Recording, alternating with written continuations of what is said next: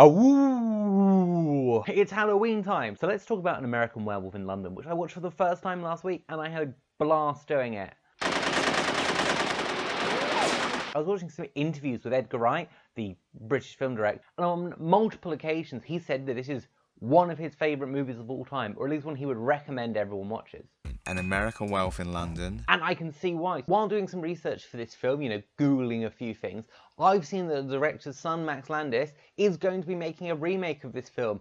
And from the brief synopsis I saw on one of the podcasts, it looks,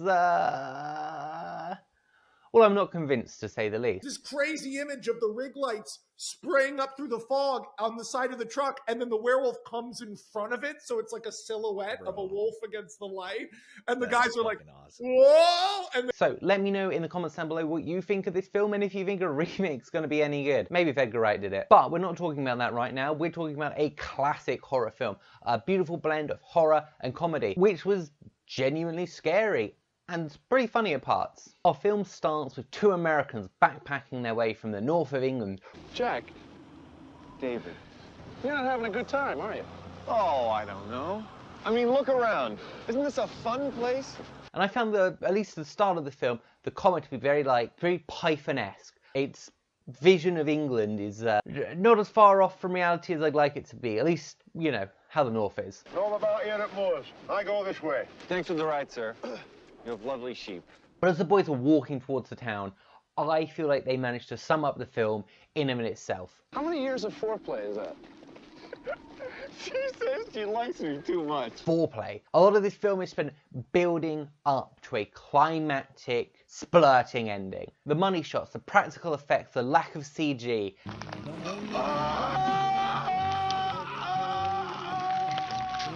And the fact that the ending starts in a porno theatre really reflects these early conversations they're having walking down. You're talking about the woman I love. I'm talking about a girl you want to fuck, so give me a break. All right. Well, I have to make love to her. It's really very simple. She has no choice. Is it genius foreshadowing or crass sex throughout? Who knows? While I love this film, many don't. Roger Ebert said he wasn't unsure if Landis was trying to make a comedy or a horror, that the laughs and blood coexist uneasily, and the ending was anticlimactic, whereas I, on the other hand, loved it. But we're not going to talk about the ending right now. I think the final act is brilliant and well worth all the build-up. Why would I give that away to you right now? As the boys continue their trek, we get the film's first version of Britishness, and they do a pretty good job. Most American films have this tourist vision of the country. Beefeaters, Buckingham Palace, double-decker red buses.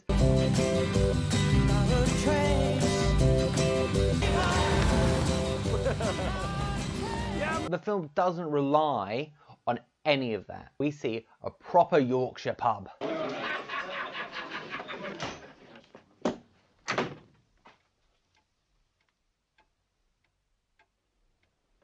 Called The Slaughtered Lamb, which I'm sure is not foreshadowing anything.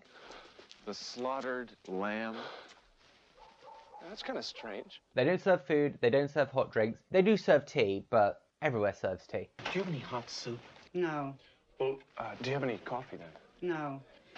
Do you have any hot chocolate? We've spirits and beers. If it's something hot you want, you can have tea. And as the boys try and, integrate into this small community, it goes pretty poorly. But we see some references to a lot of other films, and that's when I realised that this is a film made for people who love film. Most of Landis' work have become classics at this point and could probably be referenced by another film at the time. Here is not whether we broke a few rules or took a few liberties with our female party guests. We did. But you can't hold a whole fraternity responsible for the behavior of a few sick, perverted individuals. For if you do, then shouldn't we blame the whole fraternity system? And if the whole fraternity system is guilty, then isn't this an indictment of our educational institutions in general? I put it to you, Greg. Isn't this an indictment of our entire American society? The fact that everyone's seen films makes it much easier for both the audience and the characters to understand what's going on. References to the Wolfman. Did you ever see The Wolfman?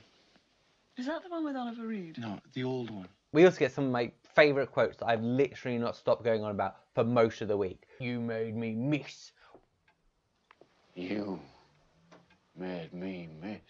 Which, when I was watching some interviews about this film, is probably his most famous quote, to the point where the actor was once stopped by Tom Cruise to say it. So, you know, it is kind of brilliant.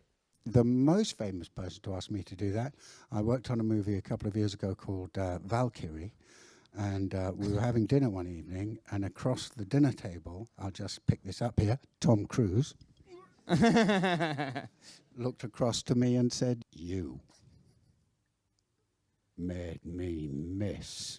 Our suspicious locals don't want to tell the boys anything. Clearly something's going on, and the boys are sort of freaked out. They ask too many questions, and the villagers toss them from the pub. Go. Stay on the road. And in typical North of England fashion, rain starts. Please, don't rain.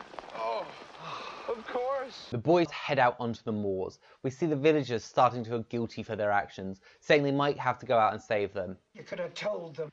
You daft. And what do you think they'd say? They'd think us mad. But then we hear the howls of some vicious animal. Listen. Do you hear it? I can see where the sort of horror comedy split comes in for two people, as the camera starts to make these sweeping motions, making the boys feel like they're being stalked by something in the night. They talk about Heathcliff. A coyote. There aren't any coyotes in England. The Hound of the Baskervilles? Picos Bill? Heathcliff. Heathcliff didn't howl. No, but he was on the moors. But I think it works, as the camera continues to stalk them till you get to this front-on view, almost fourth wall breaking. It's circling us. Ah, fuck. What's the plan? Plan? And our beastie attack. And it's the first sort of set piece the film has, and that's where this film excels. Brilliant, amazing, practical effects and set pieces.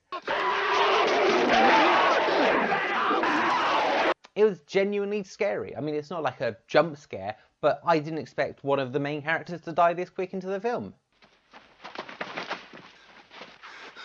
It's also a good moment for the character development of David, who is our main protagonist. He runs back to help Jack, even though he didn't have to. He is probably a good person deep down.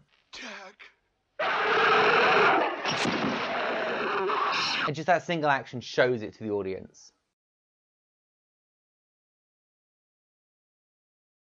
But as the wolf turns on David, the villagers show up, their guilt overwhelming, and they kill the beast.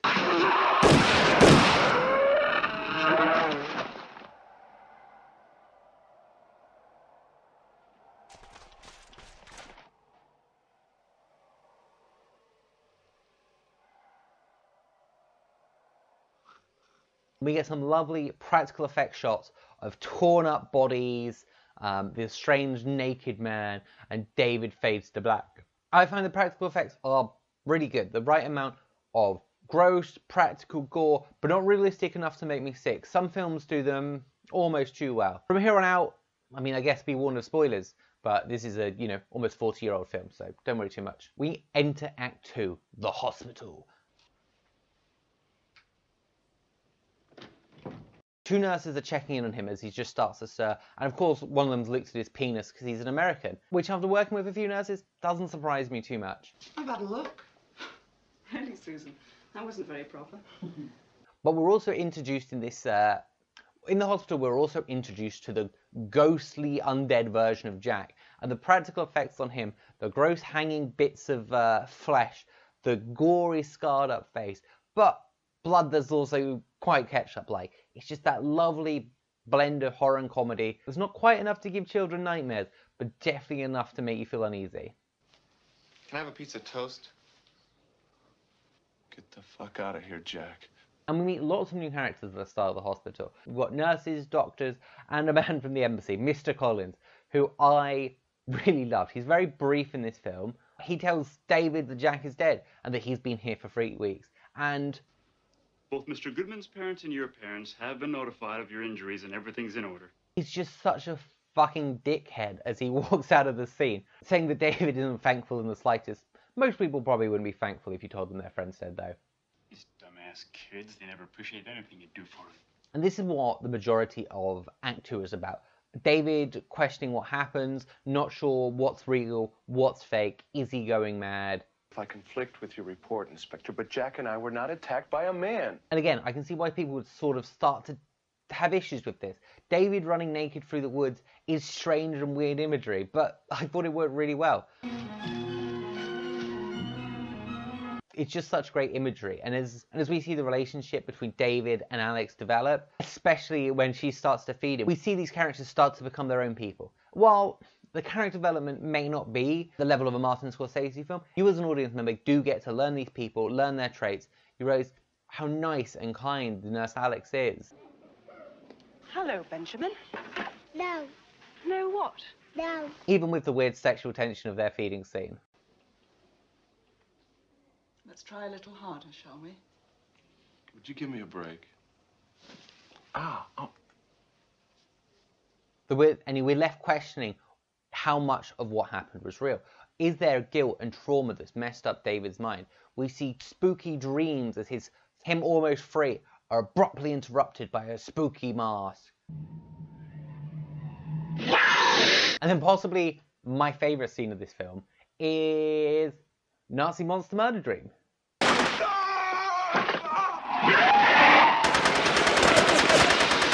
Ladies and gentlemen. I mean, what's not to love? It's an amazing set piece. I don't know if it's the most violent in the film.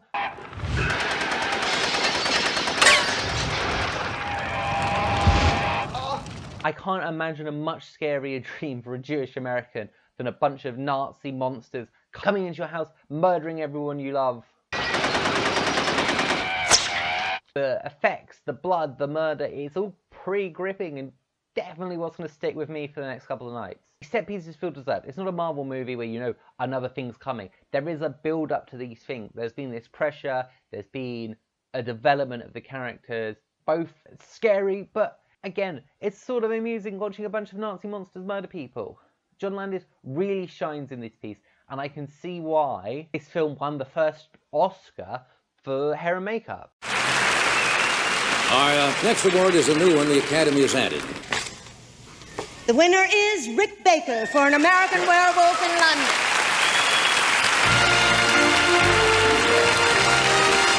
Well, first of all, I'd like to thank the Academy for creating this new category, and I'm very proud to be the first winner.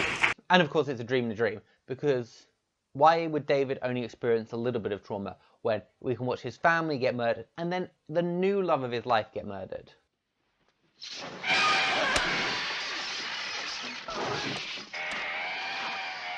Police have also come to the hospital. They've told David that it wasn't an animal that attacked them on the moors, but a madman escaped from an asylum. And as they meet with the doctor to discuss David's condition, we see this, again, clash, merging, meshing of comedy and horror as they give us a bumbling policeman routine. It felt quite British in its nature. I don't know what John Landis was doing at the time, but he must have spent a bit of time watching British television because this feels like something straight out of a Mr. Bean.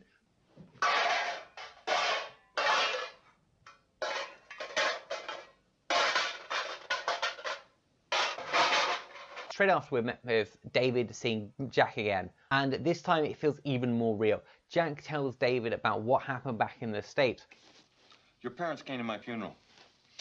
I was surprised at how many people came. The funeral, what happened to the girl he likes. Debbie Klein cried a lot. Oh, God, am I asleep now or what? And at this point, I also start to realize how much Jack matters as a character. He's not just some sort of spooky ghost. He's a genuine plot device and character of his own, still somehow developing after being dead. Still, David's not sure if he's going mad or if Mark Levine fucked this girl and everything Jack's saying is the truth. She's so grief-stricken. She runs to find solace in Mark Levine's bed. But Jack tells him the only way to free him is to kill himself. He must destroy the werewolf's curse. Take your life, David. Kill yourself. Alex returns and they share a passionate kiss as David is clearly losing his mind from either real ghosts or trauma left upon him. And he tells Alex everything. He explains that he's a werewolf. And she dismisses it because, come on, who believes someone's a werewolf on the first kiss? I will become a monster in 2 days. And in true professionalism, she takes him back to her place once he's discharged from the hospital, only 2 nights before a full moon. Remember, I'm just a working girl, so don't expect too much. And I think we get the most realistic line of dialogue the film has to offer, talking about inflation in London, which since the 80s has just skyrocketed even more. Stuff's expensive. It's outrageous. My pay can't possibly keep up with inflation. You would not be able to find that many punks on the tube station because they can't afford to live in London anymore.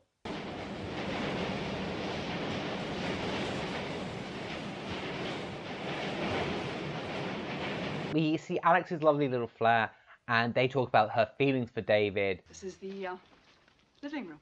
I find you very attractive. Which leads to a certain saucy shower scene. Your heartstrings are play soft and low. You know the name. And we're going to take a break from that for a minute and talk about the film and musical references that go on throughout this. Something that happens a lot nowadays is the pairing of music and shows. But it doesn't always work, it doesn't always feel natural. This film managed to be one of the first films to pair pop music and sort of artful direction, though it might not be a Baby Driver, and they do seem to pick every single song they can think of that has the word moon in it. Bad Moon Rising, Moon Dance, Blue Moon. It might not be highbrow, but it still comes off as reasonably clever because of how well it works. In Alex's flat, there's also posters for Casablanca and Gone with the Wind. The characters mention the Wolfman and the Curse of the Werewolf, comparing werewolf films they've already seen to put into context of what's happening to them now, which I think people do all the time in the real world. These sort of shared media things, especially nowadays when you have so much more access, is how people communicate, along with numerous references to other things, Clockwork Orange, the amount of film posters as they head through the subway station. Then this film has gone on to be referenced by loads of other films. The transformation scene we're about to see is referenced by a million things, my favourite being Wallace and Gromit, for God's sake.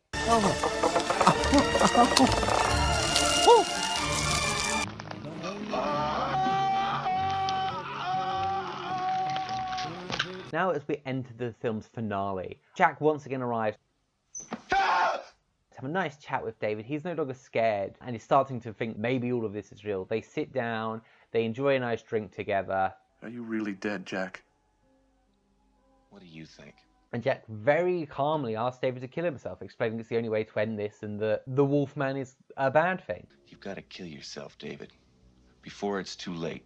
Alex once again tries to convince him it's only guilt. I believe that you loved him very much and that somehow you blame yourself for his death. And maybe if this film was trying to be more artsy and clever, you could have done more with this guilt sort of theme throughout, but you don't need to because the film is great. And David tells Alex he's worried that a werewolf can only be killed by someone who loves him. I think that a werewolf can only be killed by someone who loves him. Referencing the original Wolfman. But back up north, the Doctor is driven to Yorkshire. And of course it's raining, and that's a bloody long drive to get from London to Yorkshire in just a matter of days. So clearly he's worried about something going on. And unlike the boys, he's not afraid of the locals. He walks in, tries to order a few fancy drinks before settling with a good old Guinness. Campari soda would do very nice, I think. Sorry, love. Oh, then, small Guinness will suffice. Instantly starts to challenge the villagers. What's up with the star on the wall? Oh, what's that? Oh, that's, been there for 200 years, sir. What do they know of the Wolfman? He was talking about werewolves. And what happened to the boys here previously? Nasty business with those 2 young American boys, wasn't it? Finally managing to get some answers as one of the locals heads outside, probably overcome with guilt over what's happened. And in the rain, he spills the secret and warns the Doctor that the boy will change. It's almost full moon. He'll change. And we get another very quotable line. That's enough. That's enough. That's enough! That's enough! Alex returns for her shift at the hospital as David is stuck in the apartment, sort of going stir crazy like a dog left by its owner. Said about the big gross dance plans, but Rav. Pretty girl asked me to meet her guy before she married him. In the news of the world tomorrow. And he totally blew my mind. Flick through television back when we only had 3 channels. David has lost it. He starts to transform. Help me! Please! which is one of the best transformation sequences probably of all time. As I mentioned, how many times it's been referenced by other media, winning an Oscar for makeup and effect, but as his body shifts, his limbs elongate, his bones crack and snap, and it feels painful and torturous.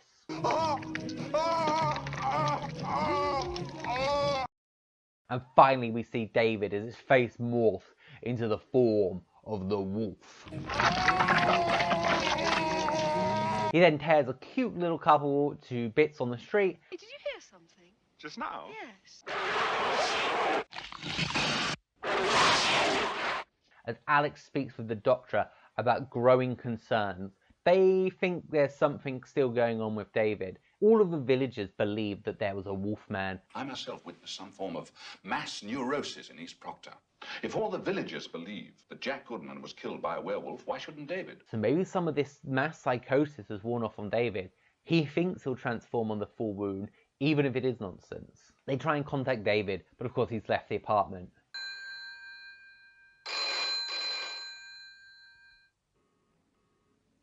No, he's not down. And in a typical film, this would sort of be your, maybe your Act 2 stinger. The transformation, the murders, the worried people. Now everyone knows what's going on. But this film's only got 20 minutes left, and it doesn't stop moving from here on out. As David proceeds to murder 3 homeless people, and I assume a dog. There. Mary, Mother of God. And even all of these murders have an element of comedy to them. As we watch a posh bloke in Tottenham Court Station trying to get a chocolate bar before he heads home from work. He can hear something moving. I can assure you I don't find this the least bit amusing. I can assure you that this is not in the least bit amusing. And I'm sure he doesn't, as he is murdered by a wolf man. The thing I noticed on my first one was how many posters there were for non-stop orgy on the wall. Which we'll come back to later, as David wakes in the London Zoo with actual wolves, which had been fed but was still wolves, and he was really naked next to them. Probably not something I'd have the guts to do. Nice wolves. I'm gonna, I'll be right back, okay? Just, take any calls. As we've been slapped in the face by a bunch of horror, we now get slapped in the face by a bunch of comedy. David is left running around London Zoo completely naked.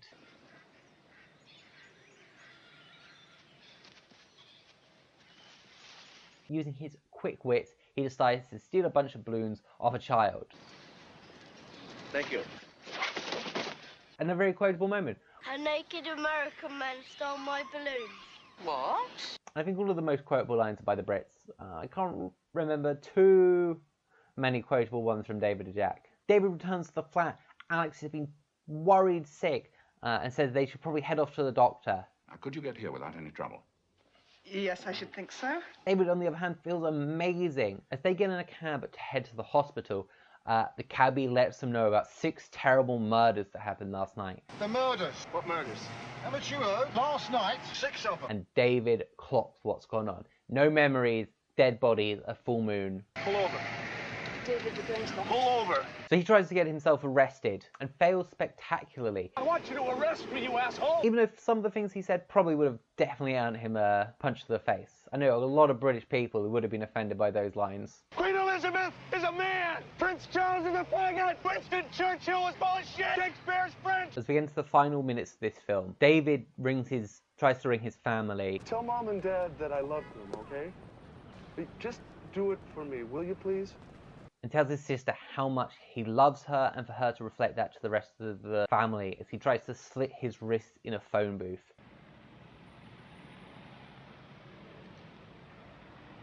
It's genuinely emotional. You feel sorry for David as he realizes he's going to have to do something about this because he doesn't want to kill any more people, that he wants his family to know they're loved because he'll never get to see them again. David tries to find somewhere safe to hide and chooses the porno theatre showing non-stop orgy. How much is it? £2.80, sir. Which is the funniest porno in the world. What are you doing here? You promised never to do this kind of thing again. I never promised you any such thing. Not you, you Twitter. I've never seen you before in my life. Oh, sorry.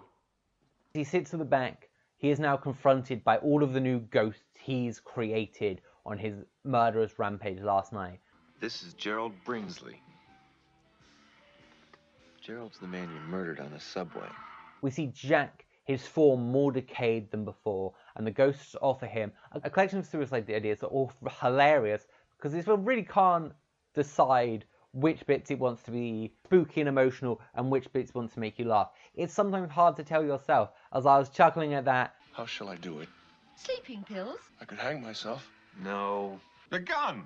A knife? An electric shock. A car crash? You could throw yourself in front of a tube. Drowning. And then very quickly stopped as David once again transforms. Final minutes. The climactic end in a porno filter. David tears apart the other patrons and goes on a rampage. The detective and police come to stop him, but he bursts through the doors and tears off the head of this detective we've sort of been growing to know throughout the film.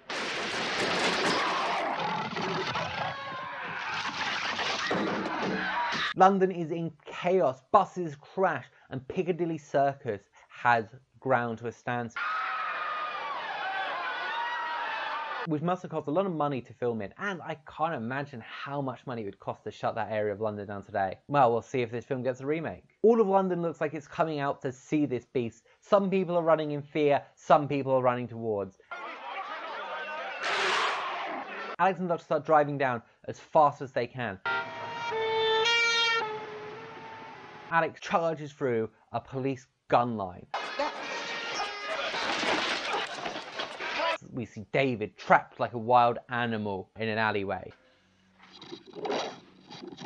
And in my head, I'm just thinking about what he said earlier. The wolf can only be killed by one he loves. And as Alex approaches, David jumps. The police shoot. And he dies. And our final shot is of David lying naked as a corpse, as we saw the werewolf before.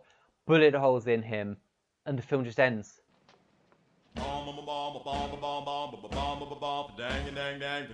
I understand that ending is not for a lot of people, but that's life. Things just end, especially if you shoot them. I don't know if it was a perfect film, but I really loved it. And everything else is sort of left up to your own imagination what happens next. It doesn't try and solve all of the problems it developed throughout. And especially for life in this country, everything sucks, then you die. So I don't know if Landis captured British culture perfectly, the horror of real life nightmares, and managed to blend that almost perfectly with comedy, or did he think about some spooky, gory scenes, get lucky with what fell between, lacking character development and charm, but managed to succeed anyway. Let me know what you think in the comments and what other films I should talk about. Maybe not horror films, because I've already done a bunch of those. Any suggestions? I'd love to hear. I'll catch you next time. Goodbye. So say, I'll be the same.